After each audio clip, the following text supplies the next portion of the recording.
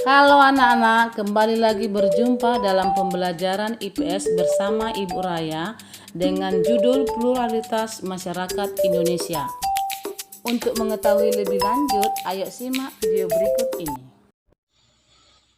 Apa itu pluralitas masyarakat? Sebelumnya, apakah kalian pernah mendengar kata pluralitas? Coba perhatikan teman-teman sekelasmu dan tanyakan latar belakang agamanya, sukunya, budayanya, dan pekerjaan orang tuanya. Tentu jawaban mereka berbeda-beda. Berbagai macam perbedaan dan keberagaman pada masyarakat itulah yang disebut dengan pluralitas. 1. Perbedaan agama. A. Agama Islam.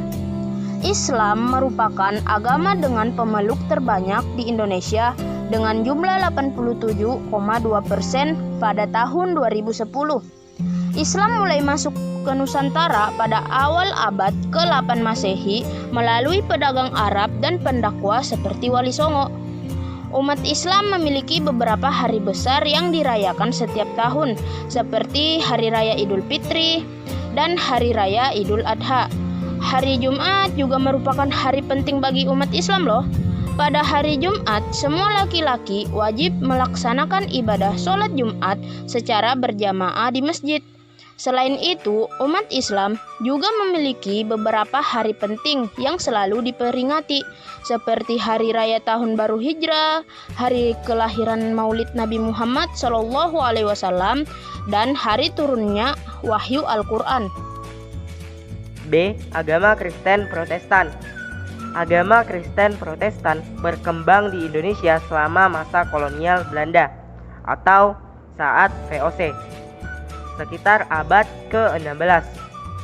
Pada abad ke-20, Kristen Protestan berkembang dengan sangat pesat, yang ditandai dengan kedatangan para misionaris dari Eropa ke berbagai wilayah di Indonesia, seperti di wilayah barat Papua, Sumatera Utara, Sulawesi Utara, dan Jawa. C. Agama Kristen Katolik. Ada pendapat yang menyatakan bahwa agama Kristen Katolik telah masuk ke Indonesia, tepatnya di Sumatera Utara, sekitar abad ke-8. Namun, pendapat tersebut belum didukung dengan bukti-bukti yang kuat. Bukti yang paling kuat kedatangan agama Kristen Katolik bersamaan dengan penjajahan bangsa-bangsa Barat ke Indonesia. Kristen Katolik tiba di Indonesia saat kedatangan bangsa Portugis yang diperkuat dengan kedatangan bangsa Spanyol.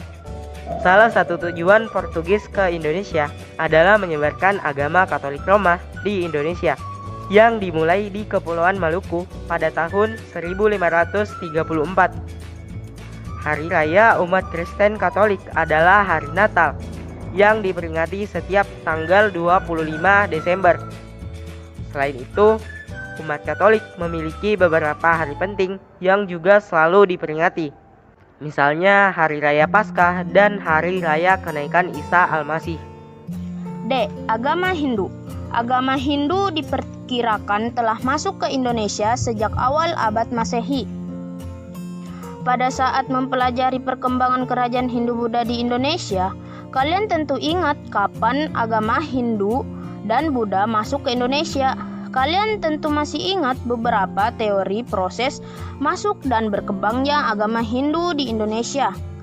Beberapa upacara keagamaan pada hari-hari penting agama Hindu, misalnya Hari Raya Galungan, Hari Raya Nyepi, dan Hari Saraswati. Agama Hindu kaya akan berbagai upacara atau tradisi keagamaan. Tradisi-tradisi warisan agama dan kebudayaan agama Hindu juga memengaruhi kebudayaan Indonesia yang masih berkembang hingga kini. E. Agama Buddha. Perkembangan agama Buddha diperkirakan terjadi bersamaan dengan perkembangan agama Hindu. Kerajaan Sriwijaya di Sumatera merupakan salah satu pusat studi agama Buddha di Asia Tenggara. Banyak sarjana dari Tiongkok dan bangsa-bangsa Asia Timur mempelajari agama Buddha di Sriwijaya. Beberapa upacara keagamaan yang dapat kalian kenal misalnya Hari Raya Waisak dan Ulambana. Waisak dirayakan pada bulan Mei pada waktu terang bulan atau Purnama Sidi. Untuk memperingati 3 peristiwa penting itu, yaitu lahirnya Pangeran Siddhartha, Pangeran Siddhartha mencapai penerangan agung dan menjadi Buddha, dan wafatnya Buddha Gautama. F. Agama Konghucu. Kehadiran agama Konghucu di Indonesia telah berlangsung berabad-abad lamanya. Kalian dapat menemukan kelenteng yang biasa digunakan sebagai tempat ibadah umat Konghucu di berbagai wilayah di Indonesia.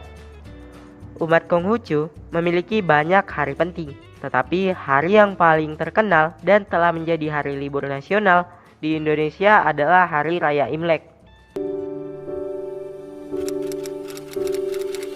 Hidup ini akan indah bila kita saling menghargai satu sama lainnya. Kesempurnaan hanya milik Tuhan. Mari belajar saling menghargai dengan sebuah akal sempurna yang telah Tuhan anugerahkan. Hasil tertinggi dari pendidikan adalah toleransi, karena semakin paham seseorang akan perbedaan.